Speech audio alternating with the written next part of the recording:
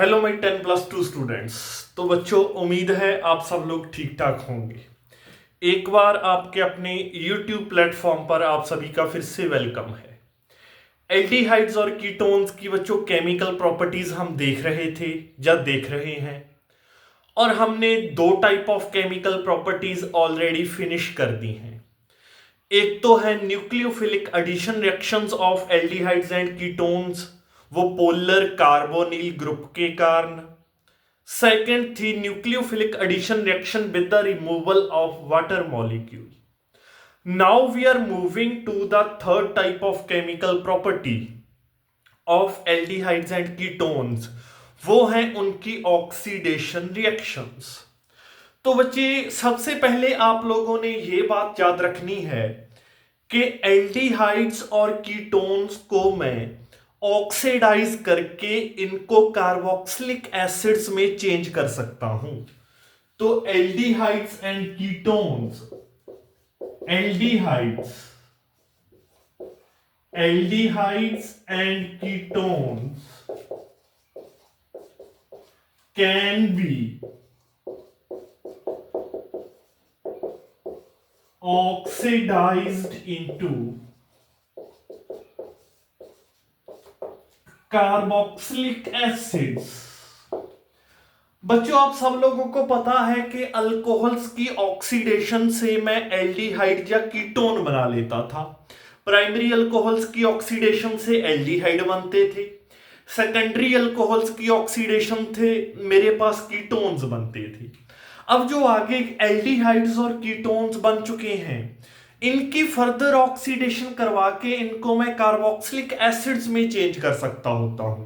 For example, एक general reaction बताऊं कि this is aldehyde, in front of me RC double bond OH, ये कोई एल्डिहाइड है, इसकी ऑक्सीडेशन करवा के in the presence of any oxidizing agent, जिसको मैंने ऑक्सीडेंट लिख दिया है, तो this aldehyde can be changed into carboxylic acids. तो अब एक बात और बच्चों, अब आप साथ के साथ सुन लो कि एल्डिहाइड्स की ऑक्सीडेशन करवाना और इनको कार्बोक्सिलिक एसिड्स में चेंज करना काफी ज्यादा इजी है। It is much easy. Aldehydes को कीटोन्स के मुकाबले इनकी ऑक्सीडेशन करवाना और इनको कार्बोक्सिलिक एसिड्स में चेंज करना in comparison with ketones, it is quite easy for the aldehydes to oxidize them. उसका रीजन यही है कि एल्डिहाइड में अगर मैं बात करूं तो ये आप पहले पॉइंट बना लो कि aldehydes can be easily reduced, oxidized, not reduced, oxidized. Aldehydes can be easily oxidized to carboxylic acids even by mild oxidizing agents, even by mild oxidizing agents। मैं माइल्ड मतलब मैं ज्यादा स्ट्रॉन्ग ऑक्सीडाइजिंग एजेंट ना भी लूं, I just consider a mild oxidizing agent, और उस mild oxidizing agent का यूज करके एल्डिहाइड्स को कार्बोक्सिलिक एसिड में कन्वर्ट करना, इट इज क्वाइट इजी। ठीक है जी। उसका रीजन क्या है? उसका रीजन अभी मैं आगे आप लोगों को क्लियर करता हूं। उसका रीजन ये है कि एल्डिहाइड में जो कार्बोनिल कार्बन है, एल्डिहाइड में क्या होता है कि एल्डिहाइड का formula is like this, that is an aldehyde. इसमें जो कार्बोनाइल कार्बन के साथ ये जो हाइड्रोजन है, इसको हाइड्रोक्सिल ग्रुप में कन्वर्ट करना काफी इजी है। इस हाइड्रोजन को हमने जब एल्डिहाइड्स की हम ऑक्सीडेशन करवाएंगे, इनको कार्बोक्सिलिक एसिड्स में कन्वर्ट करेंगे, तो क्या होगा? तो ये जो कार्बन और हाइड्रोजन के बीच का बॉन्ड है, या ये जो हाइड्रोजन है, ये जो कार्बोनिल कार्बन के साथ लगी है, ये हाइड्रोजन किस में चेंज हो जाएगी? OH ग्रुप में चेंज हो जाएगी। Hydrogen will change into OH group, hydroxyl group. तो ये काफी इजी होता है, इसके लिए हमें कोई और ज्यादा बॉन्ड क्लीवेज की जरूरत नहीं पड़ती है। We just need mild oxidizing agents that can oxidize aldehydes into carboxylic acids. तो यहां पर ये जो कार्बोनिल कार्बन के साथ हाइड्रोजन लगी होती है, तो ये माइल्ड ऑक्सीडाइजिंग एजेंट्स के द्वारा हाइड्रोक्सिल ग्रुप में चेंज हो जाती है। तो यही रीजन है कि चाहे आप स्ट्रॉन्ग ऑक्सीडाइजिंग एजेंट्स यूज कर लो, चाहे आप माइल्ड ऑक्सीडाइजिंग एजेंट्स यूज कर लो, एल्डिहाइड्स को आप ऑक्सीडाइज करके, एल्डिहाइड्स की आप ऑक्सीडेशन करवा के इनको आप कार्बोक्सिलिक एसिड्स में कन्वर्ट या चेंज कर सकते होते हो। चाहे आप स्ट्रॉन्ग ऑक्सीडाइजिंग एजेंट्स यूज कर लो। स्ट्रॉन्ग ऑक्सीडाइजिंग एजेंट्स की जब मैं बात करता हूं, तो स्ट्रॉन्ग ऑक्सीडाइजिंग एजेंट्स में कौन कौन से ऑक्सीडाइजिंग एजेंट आ जाते हैं? तो कंसंट्रेटेड नाइट्रिक एसिड आ जाता है बच्चों, ये एक स्ट्रॉन्ग ऑक्सीडाइजिंग एजेंट है। तो अगर आप यहां पर कंसंट्रेटेड नाइट्रिक एसिड लेकर चलोगे तो एल्डिहाइड कार्बोक्सिलिक एसिड में चेंज हो जाएगा। अगर आप एसिडिफाइड पोटाशियम डाइक्रोमेट लेकर चलोगे तब भी क्या हो जाएगा? Aldehyde, that is also strong oxidizing agent, aldehyde को कार्बोक्सिलिक एसिड में चेंज कर देगा। एसिडिफाइड पोटाशियम डाइक्रोमेट नहीं लेना, आप एसिडिफाइड सोडियम डाइक्रोमेट यूज कर सकते हो। You can use acidified sodium dichromate Na2Cr2O7। ये भी क्या करेगा? एल्डिहाइड को कार्बोक्सिलिक एसिड में चेंज कर देगा। देन और आप कौन कौन से स्ट्रॉन्ग ऑक्सीडाइजिंग एजेंट यूज कर सकते हो? आप क्रोमिक एनहाइड्राइड यूज कर सकते हो, क्रोमियम ट्राइऑक्साइड जिसको क्रोमिक एनहाइड्राइड बोला जाता है, ये भी एक स्ट्रॉन्ग ऑक्सीडाइजिंग एजेंट का काम करता है। देन आप एसिडिफाइड पोटाशियम परमैंगनेट भी यूज कर सकते हो, ये भी एक स्ट्रॉन्ग ऑक्सीडाइजिंग एजेंट है। Then there is acidified potassium permanganate KMnO4, acidified potassium permanganate, ये भी एक स्ट्रॉन्ग ऑक्सीडाइजिंग एजेंट है। इसका मदद करके भी आप किसी एल्डिहाइड को कार्बोक्सिलिक एसिड में चेंज कर सकते हो। ये तो बात रही बच्चों स्ट्रॉन्ग ऑक्सीडाइजिंग एजेंट्स की। उसके बाद माइल्ड ऑक्सीडाइजिंग एजेंट्स भी आप यूज करके किसी एल्डिहाइड को कार्बोक्सिलिक एसिड में चेंज कर सकते हो। तो अब हम माइल्ड ऑक्सीडाइजिंग एजेंट्स की बात कर लेते हैं, फिर बाद में वन बाय वन उनको देखेंगे। तो माइल्ड ऑक्सीडाइजिंग एजेंट्स अब हम देखते हैं।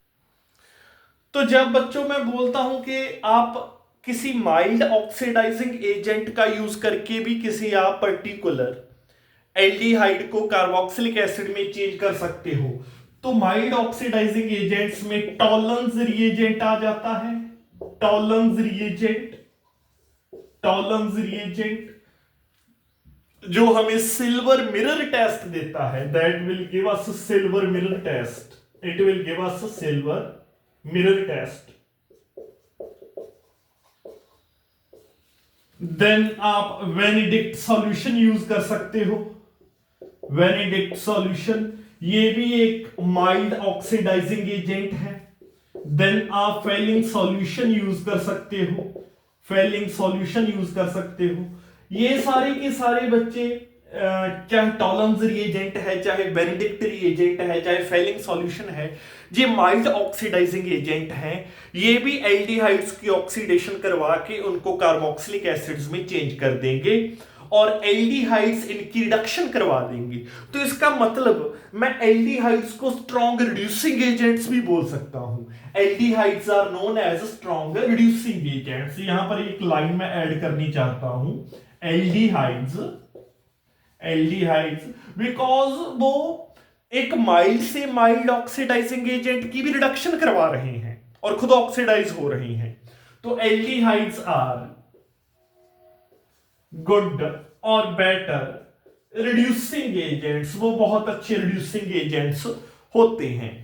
तो इस लेक्चर में अब हमने सबसे पहले टॉलन्स रिएजेंट की बात करनी है कि टॉलन्स रिएजेंट क्या होता है, कैसे वो एल्डिहाइड की ऑक्सीडेशन करवा के उसको कार्बोक्सिलिक एसिड में चेंज करता है और कैसे वो सिल्वर मिरर नाम का टेस्ट हमें देता है। तो सबसे पहले रिएक्शन विद टॉलन्स रिएजेंट और oxidation of aldehydes by Tollens reagent. Let us start बच्चों।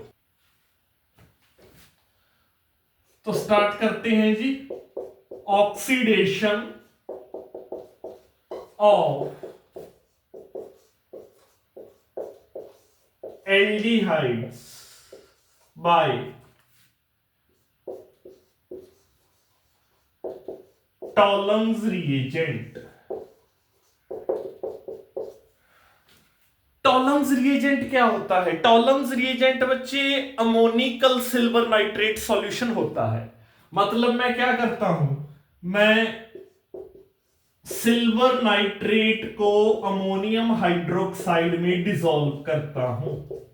सिल्वर नाइट्रेट को मैं अमोनियम हाइड्रोक्साइड में डिसॉल्व करता हूं। जब सिल्वर नाइट्रेट को अमोनियम हाइड्रोक्साइड में डिसॉल्व करता हूं तो मेरे पास सिल्वर ऑक्साइड के ग्रे पीपीटीज बनते हैं, ग्रे पीपीटीज। ठीक है जी। साथ में आपके पास अमोनियम नाइट्रेट बन जाता है, साथ में वाटर बनता है। और ये जो सिल्वर ऑक्साइड के पीपीटीज बनते हैं, सिल्वर ऑक्साइड के पीपीटीज आपके पास बनते हैं, ये आगे फर्दर डिसॉल्व हो जाते हैं in excess of ammonium hydroxide में। जब आप excess of ammonium hydroxide use करते हो तो ये सिल्वर ऑक्साइड के पीपीटीज जैसे ही बने, Ag2O जैसे ही बना, ये डिसॉल्व हो जाएगा। और डिसॉल्व होकर ये क्या बना लेगा? ये बना लेगा AgNH3 twice OH, diamine silver 1 hydroxide, जिसको हम क्या बोलते हैं? टॉलन्स रिएजेंट बोलते हैं। तो ये टॉलन्स रिएजेंट एक्चुअल में क्या है? That is diamine silver 1 hydroxide, diamine silver 1 hydroxide. साथ में there is the formation of water, साथ में वाटर की फॉर्मेशन होती है। ठीक है बच्चों। तो ऐसे ये कॉम्प्लेक्स बन जाता है जिसको हम टॉलन्स रिएजेंट बोलते हैं। क्या होता है ये? अमोनिकल सिल्वर नाइट्रेट सॉल्यूशन होता है। अमोनिकल सिल्वर नाइट्रेट सॉल्यूशन क्या करता है? डाई अमाइन सिल्वर 1 हाइड्रोक्साइड नाम का कॉम्प्लेक्स बना लेता है। अब जैसे ही ये कॉम्प्लेक्स एल्डिहाइड के साथ रिएक्ट करेगा तो ये एल्डिहाइड की करेगा ऑक्सीडेशन, एल्डिहाइड को करेगा कार्बोक्सिलेट आयंस में चेंज, या ammonium salt of carboxylic acid बनेगा।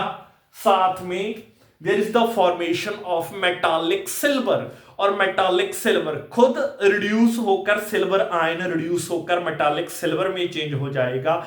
और वो मेटालिक सिल्वर टेस्ट ट्यूब की वॉल्स के साथ डिपॉजिट हो जाएगा, जो शाइनी सिल्वर मिरर होता है, जो एज ए सिल्वर मिरर हमें देखने को मिलता है। तो होता क्या है आगे? Aldehyde RCHO with diamine silver 1 hydroxide जब रिएक्ट करता है, रिएक्ट करेगा AgNH3 ट्वाइस OH, तो हमारे पास बनता क्या है बच्चे? हमारे पास फॉर्मेशन होती है RCOONH4 ammonium salt of carboxylic acid, carboxylate ions मतलब एल्डिहाइड की ऑक्सीडेशन होकर ammonium salt of carboxylic acid बन चुका है। इसको थोड़ा सा अगर आपको फॉर्मूला क्लियर नहीं दिख रहा तो मैं दोबारा से लिख देता हूं RCOONH4 plus there will be the formation of ammonia plus there will be the formation of silver, solid silver, जो टेस्ट ट्यूब की वॉल्स के साथ डिपॉजिट होगा बच्चे। There will be 3NH3 ammonia की फॉर्मेशन, साथ में वाटर फॉर्मेशन। तो रिड्यूस होकर ये जो सिल्वर आयन है, जब सिल्वर ऑक्साइड था, अमोनिकल सिल्वर नाइट्रेट सॉल्यूशन में जो सिल्वर ऑक्साइड बना था वो रिड्यूस होकर किस में चेंज हो गया? मेटालिक सिल्वर में चेंज हो गया। किस में चेंज हो गया? दैट इज मेटालिक सिल्वर जो टेस्ट ट्यूब की वॉल्स के साथ डिपॉजिट हो जाता है, शाइन करता है, जिसको सिल्वर मिरर टेस्ट बोला जाता है। तो एल्डिहाइड्स की ऑक्सीडेशन हो गई है और अमोनिकल जो सिल्वर नाइट्रेट सॉल्यूशन लिया था उसकी रिडक्शन होकर क्या बना है, मेटालिक सिल्वर की फॉर्मेशन हुई है, सिल्वर मिरर की फॉर्मेशन हुई है। तो टॉलन्स रिएजेंट ने एल्डिहाइड्स की ऑक्सीडेशन कर दी है और खुद टॉलन्स रिएजेंट रिड्यूस होकर उसने क्या प्रोड्यूस कर लिया है, मेटालिक सिल्वर प्रोड्यूस कर लिया है। तो that was the Tollens reagent test. तो याद रखना बच्चे, लास्ट में एक दो पॉइंट्स आपको बता दूं जस्ट। एक तो चाहे आपके एलिफेटिक चाहे एरोमेटिक एल्डिहाइड्स हैं, दोनों ही टॉलन्स रिएजेंट टेस्ट देते हैं, याद रखना। चाहे आपके एलिफेटिक एल्डिहाइड्स हैं, एलिफेटिक एल्डिहाइड्स हैं, ये भी टॉलन्स रिएजेंट टेस्ट देंगे। चाहे आपके एरोमेटिक एल्डिहाइड्स हैं, जैसे बेंजल्डिहाइड है, एरोमेटिक एल्डिहाइड है, ये भी आपका टॉलन्स रिएजेंट टेस्ट देंगे, ऑब्वियसली देंगे। और अनसैचुरेटेड अगर आपके एल्डिहाइड्स हैं, मान लीजिए आपका कोई एलिफेटिक एल्डिहाइड है, वो अनसैचुरेटेड है, तो जब मैं टॉलन्स रिएजेंट के साथ रिएक्ट करवाता हूं तो वो अनसैचुरेटेड का अनसैचुरेटेड ही रहता है, मतलब जो कार्बोक्सिलिक एसिड बनेगा वो भी अनसैचुरेटेड ही रहेगा। मतलब कार्बन कार्बन डबल बॉन्ड है जो, उसको ब्रेक डाउन या उसके ऊपर अटैक टॉलन्स रिएजेंट के द्वारा बिल्कुल नहीं होता, उसके ऊपर अटैक टॉलन्स रिएजेंट के द्वारा बिल्कुल नहीं होता। तो मान लीजिए एक एग्जांपल है CH3CH double bond CH CHO। तो जब मैंने इसको टॉलन्स रिएजेंट के साथ रिएक्ट करवाया, टॉलन्स रिएजेंट, ये मेरा कोई अनसैचुरेटेड एलिफेटिक एल्डिहाइड था, तो टॉलन्स रिएजेंट के साथ रिएक्ट करवाने से अनसैचुरेटेड एलिफेटिक कार्बोक्सिलिक एसिड बन जाएगा, पर ये डबल बॉन्ड खत्म नहीं होगा, वो अनसैचुरेटेड का अनसैचुरेटेड रहेगा। तो क्या बन जाएगा, there will be the formation of CH3CH double bond CH C double OH। तो ये मेरा अनसैचुरेटेड एलिफेटिक कार्बोक्सिलिक एसिड बन गया। तो माइल्ड ऑक्सीडाइजिंग एजेंट्स जैसे कि Tollens reagent, ammoniacal silver nitrate solution, diamine silver 1 hydroxide, ये क्या करते हैं, ये एल्डिहाइड्स की ऑक्सीडेशन करवा के उनको कार्बोक्सिलिक एसिड्स में चेंज कर देते हैं। इसको सिल्वर मिरर टेस्ट बोला जाता है। तो अब मैं ये वीडियो अपलोड कर दूंगा, आप YouTube चैनल पर चेक कर लेना बच्चे। Keep on working hard, keep on doing your preparation. I will see you in the next video lecture.